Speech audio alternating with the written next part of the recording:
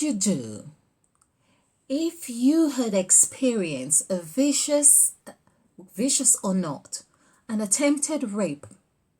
If you had experienced an attempted rape or a rape, or someone had caused you such distress that, of course, whether it did lead to the courts or not, like in my case, and the person was found guilty for the offense, and whatever happened, but many years had passed, and over 40 years you bump into this person. For one, you're not even sure whether you've recognized this person, but something happens and you feel for sure that is the person who attempted to rape me. How would you behave? What would you do?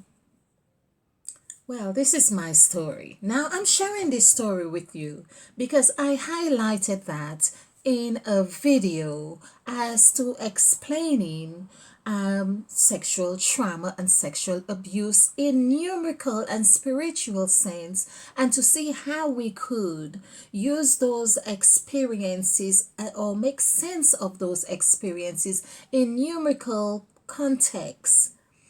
And as we had seen, like I posted a video in there, it's like trauma, sexual trauma, it's like a god unto itself, because sexual trauma, in fact, the word trauma equals 20.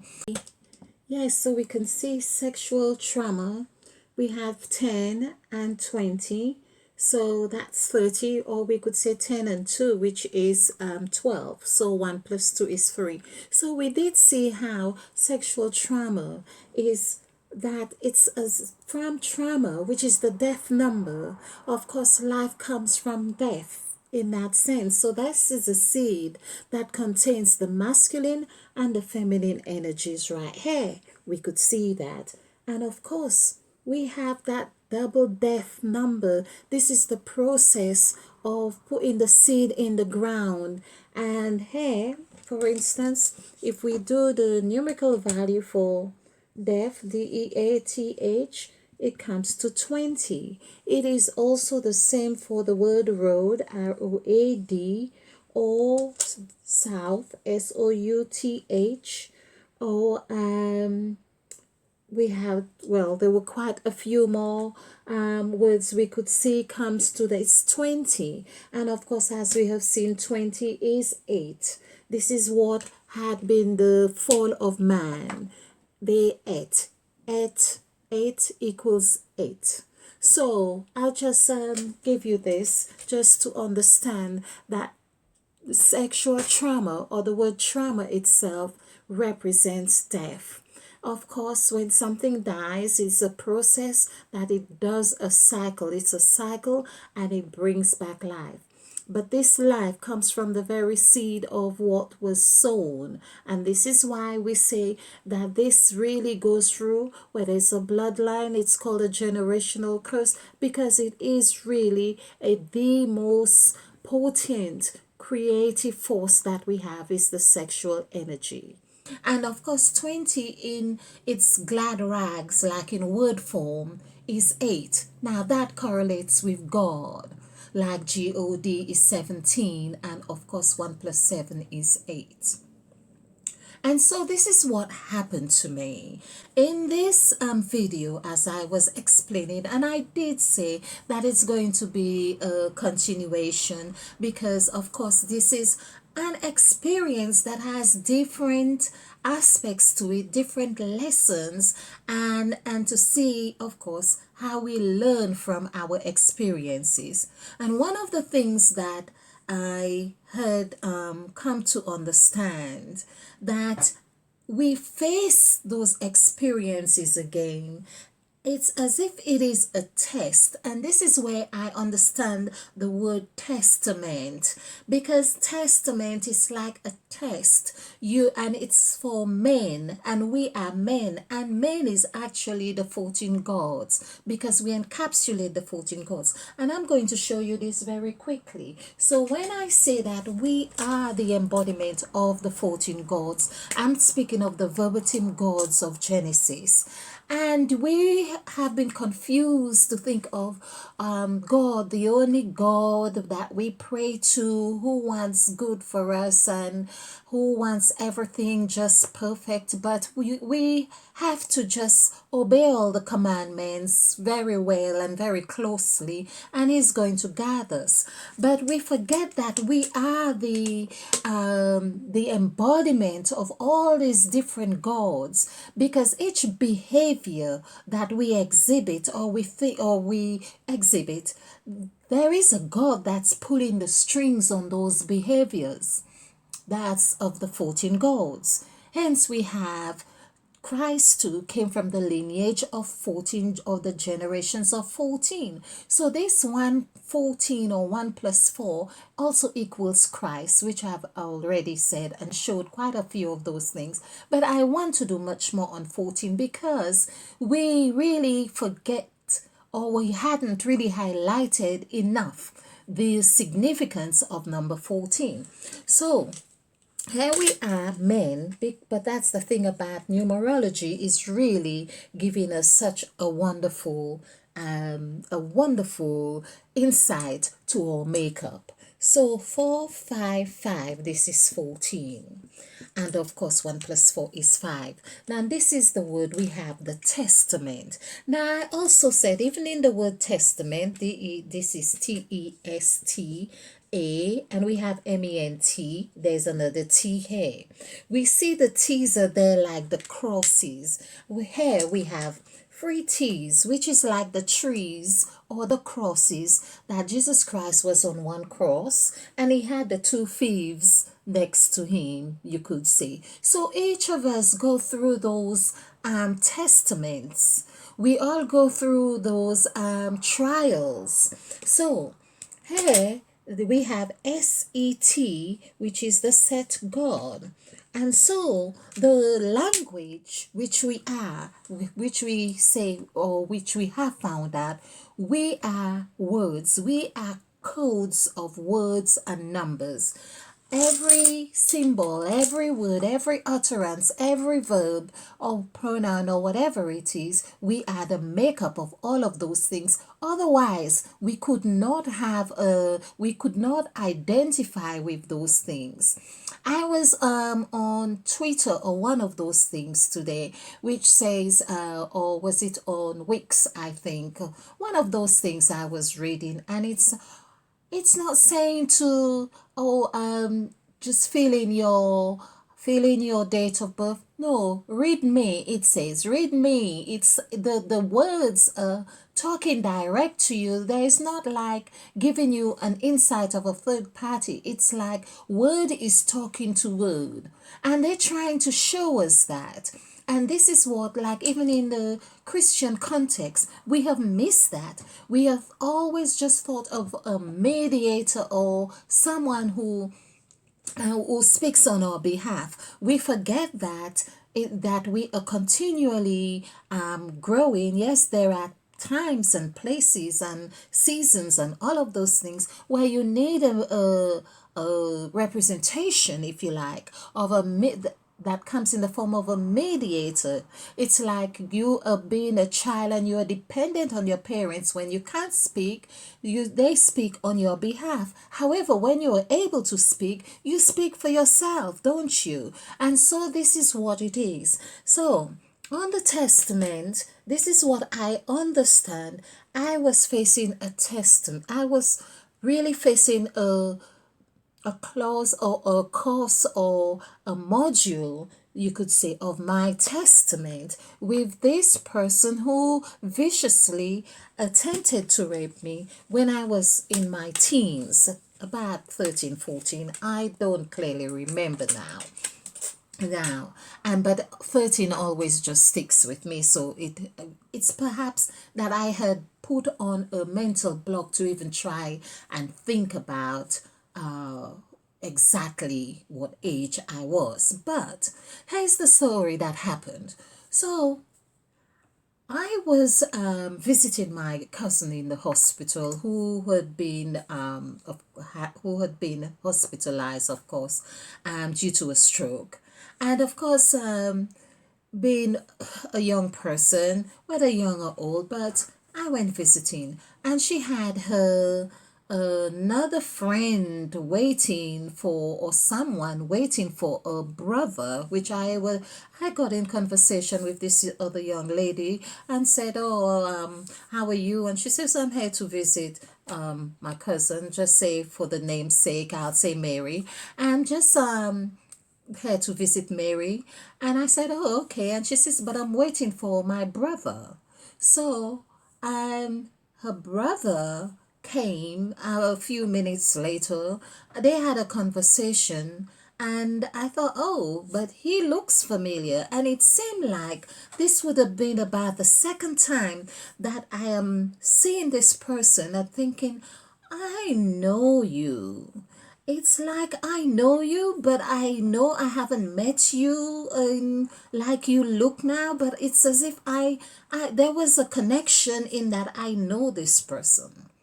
However, I was surprised when he came over to the bedside of my cousin to say, oh, to greet her as brother and sister.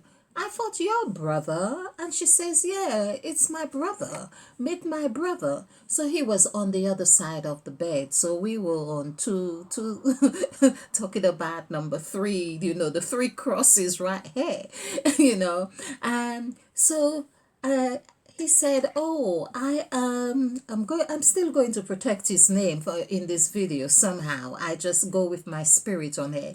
So I said, "Oh, I didn't know you had a brother because this is a cousin of mine. Her mother and I are first cousins, and I've known her for a long time. Of course, the parents or children, the relationship is all kind of mixed because I come from a family of 14 with my on my mother's side, and of course her husband is my stepfather, and so I have a father on the other side who had another eight daughters, including myself.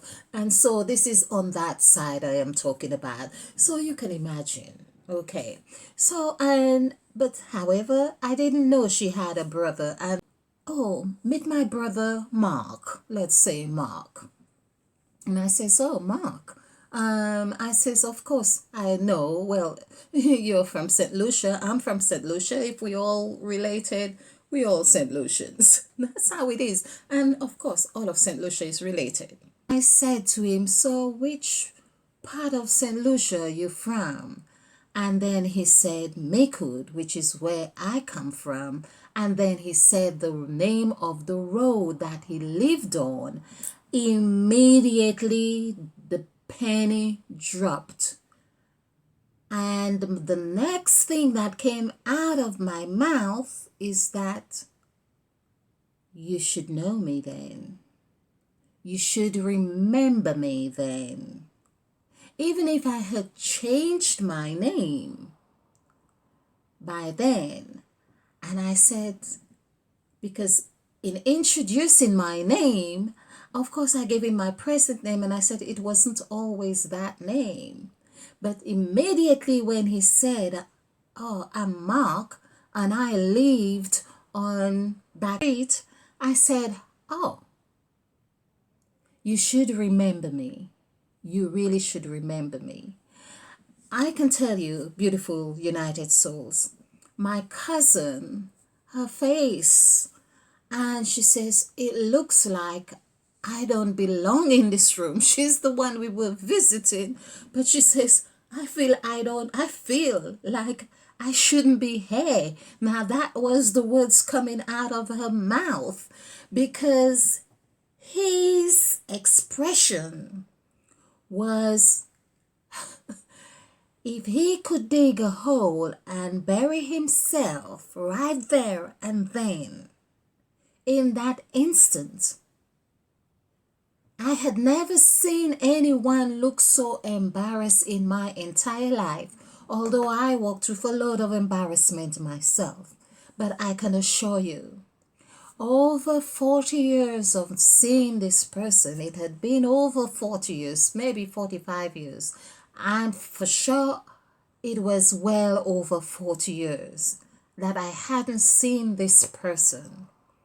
And it just so happens that the universe tend to prepare us somehow for something very symbolic when something major is about to happen, because it hadn't been like more than about 2 weeks or so. I was in conversation and someone said, "Oh, I heard this happened to you," whatever people do and so on. I was on holidays and I said, "Well, yes," and I don't like to bring up the person's name or even talk about it, simply because I like to leave room for the idea that that person may have changed their life, changed their behavior, and why tarnish it anymore if they have repented, so to speak. And so this is what I had hope. So anyway, I thought, yeah, well, we couldn't tell our cousin to leave the bed or leave the room, so we could have this. And I was certainly was not just going to walk away and say, "Look, it's nice to see you, but goodbye." I wanted to know as well. And I wanted to relish in his, when I say relish, perhaps yes, to some degree, in his embarrassment, and to make sure that he could look at me and actually face me. So I was about to go and get a cup of tea, and yes, we and maybe just to save our cousin, my cousin, and she says, "Maybe since I can't leave, you two should, So we went and I had a cup of tea and stood, and I said, "So what made you do this?" And he said, "Oh, this conversation," and his words were, "I dreaded this day. I dreaded this day, and I hoped this day would have never happened. I hoped it would never happen." But cut a long story short, people, I had got to the stage where I knew that my healing was totally dependent on me, simply because other people who had molested me or raped me or caused me sexual trauma, or who had contributed to my trauma, who of course I would never have gotten, particularly my father. I looked and waited for a word of apology, and I would never have gotten that from him. In fact, I did not get it, even when my mother confronted him. And it was my fault. He blamed me. And it was so embarrassing. So basically, I came to the resolution that the apology that I felt necessary to find from someone towards me for their behavior, or the impact or whatever pain I endured through their behavior, it was never going to happen. Or if it did happen, it's a bonus. And so I got to the stage of cultivating the art of self-full love. And this is what I like to advocate here. It's about cultivating the art of self-full love. You do not have to wait for an apology to learn to love yourself. You do not need to wait for someone to say, "I am sorry." If they do say, "I am sorry," then it's a bonus. It is good. But what is important is for you to be doing this sorry thing to yourself. Go to the mirror, and whatever way it is, in whatever helpless state you might have felt, and even if you feel that you turned the clock over and over, or there is no way that it could have been avoided, it is still okay to go to the mirror and say, "Self, I forgive you. I forgive you that I wasn't feeling strong enough to overcome or to fight back or to allow this to happen, whatever it is. Help me learn how to forgive you. Help me learn how to forgive this self. Help me learn how to nurture you. Speak to me in a way that I can understand, that I can heal you. Speak to me in a way that I can understand how to listen, how to pay attention. Nudge me hard enough that I know that it is you telling me how to love, how to stroke you, how to bath you, how to touch you, how to listen to the messages, how to listen to the intuitive messages that you give. Help me learn how to have an affirmation that I can anchor on when I'm feeling low. Tell me what it is that you want me to know. Tell me what it is makes you feel good. Have this conversation with yourself. Look yourself in the eyes. Look yourself in the eyes and say, I love you. I love you. I am ready to forgive you for everything that you may have felt guilty, ashamed, embarrassed, self-blame, sense of unworthiness, sense of lacking self-worth, whatever it is that you are needing, let me know. Now, that is one exercise you can do to begin. And when you do this properly, when you do this with all your heart, body, soul, mind, and spirit, let the tears flow. If they must flow, let them flow. And thank you, tears, for flowing, for letting me know that I am releasing some emotions that I have held on to the past. Thank you for releasing from my heart that block of ice that I had held, those emotions together. Now let me understand and have the openness to release them and let them melt away. So I leave you with this. This is just one of the exercises that I have done, and you may have to do this over and over because it's a way of programming yourself. And when you listen, of course, listen, you may hear, okay, just take a walk down the road. When you take a walk down the road, you may see a flower. You stop, you gaze on that flower, and you say to that flower, thank you for looking so beautiful, and that my heart can receive your beauty. And if my heart can receive your beauty, it means that there is something beautiful about me.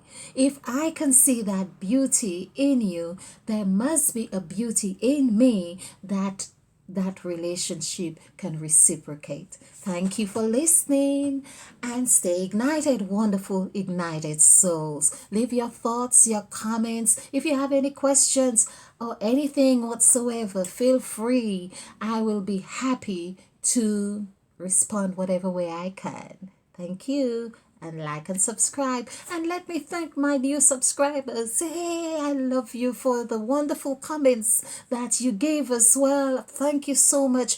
Because that is the thing that, and I try to say that as well, I go with my heart, my intuition to doing this. And I think I'm just going along with it. But I'll tell you, the truth is, when I read your comments, it does make me feel that it is really worth doing this. Thank you.